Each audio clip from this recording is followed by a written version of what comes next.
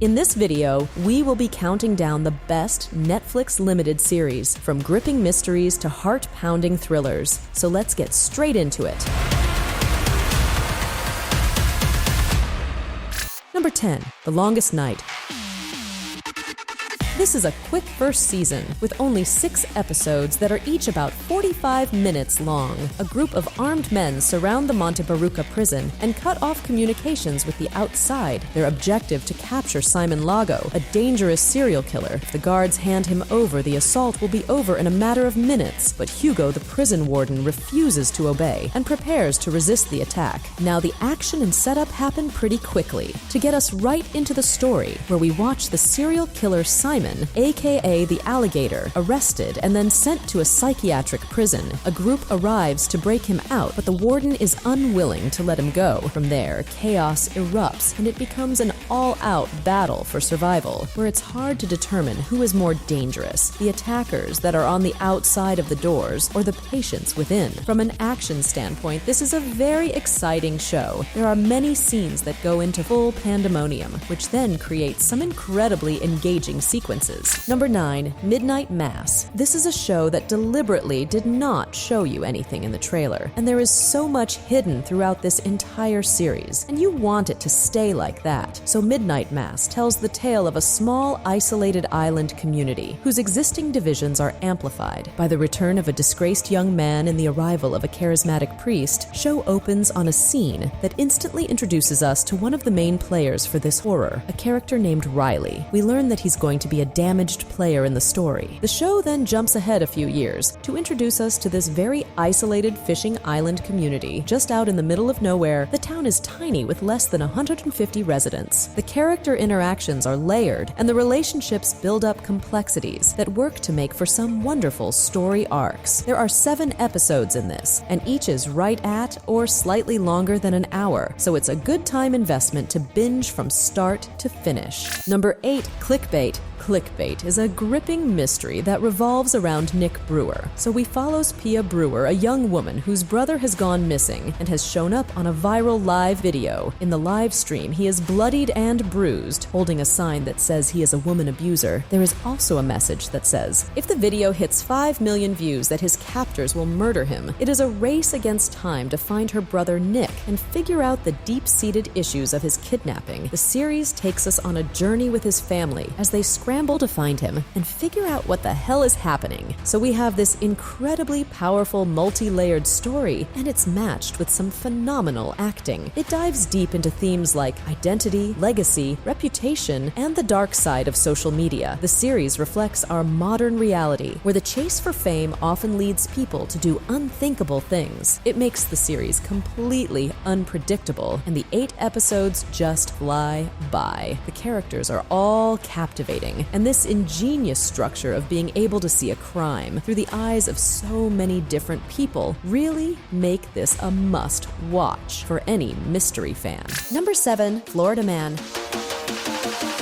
This is about a disgraced cop named Mike. He is an ex-gambler, and he lives in Philadelphia. He owes money to a mobster named Moss, and he goes down to Florida to try to find this woman played by Abby Lee, the Moss's runaway girlfriend. And if he doesn't find Abby Lee's character, Moss probably will kill him. So he has this shady mission going on. As he gets down to Florida, he gets swept up and looking for treasure. As the story wraps up, we see characters facing their pasts and reckoning with their choices. The treasure hunt leads to unexpected alliances and surprising confrontations. Florida Man offers a roller coaster of excitement, combining suspense, drama, and a touch of dark comedy. Number 6, Stay Close. Stay Close brings us a convoluted yet masterfully woven mystery. We follow 3 individuals, each hiding their own deep secrets. And as the past comes back to haunt them, threatening their lives and those around them, the story becomes a riveting exploration of choices choices and consequences. There are a few twists and turns within the series, but it all centers around a mother who is living a secret life. As we learn more of these characters, and we're getting a little more involved with their storylines, every single person within this series somehow connected, and the relationships throughout this winding mystery are what keeps it moving so tautly. Each is complicated in their own rights, but because of the ongoing case, things get even more complex. All in all, this is a very well-made series in every way, shape, and form. Number 5. Treason. The series' premise is that Charlie Cox plays Adam the second in charge at MI6, and when something happened, he's put into the lead role. But Russian spy from Adam's past is deeply connected to what's going on, and as the pieces start to be uncovered and placed together, loyalties come into question.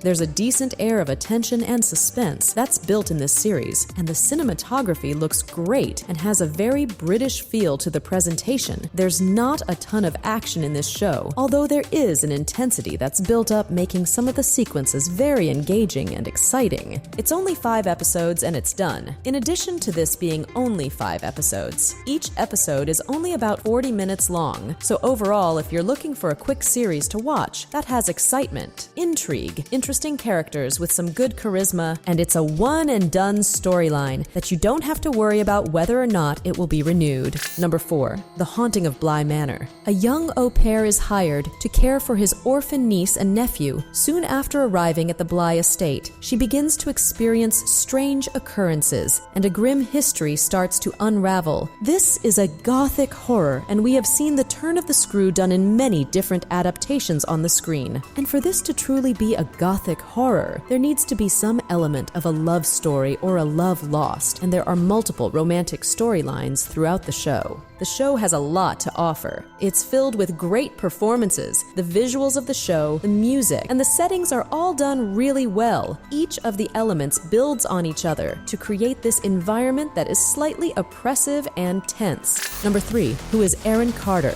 The series centers around Erin Carter. A British teacher in Spain finds herself caught up in a supermarket robbery. One of the robbers claims to recognize her, which then threatens to unravel her life. Now, for the first several episodes, Erin Carter is pretty much a mystery to us. We see that she might have some skills, but she's secretive, so even though we know that there's something to her past, we don't get any insight in first few episodes, and by withholding that background, the show allows us to know her in the present, and then see how she interacts in her world as a wife and a mom. There's a sense of energy and momentum, and there's some good action that's executed within this series. The fight choreography looks pretty convincing. So overall, Who is Erin Carter has an interesting premise for the story and maintains some good intrigue. This is a 7-episode limited series. Number 2, The Stranger.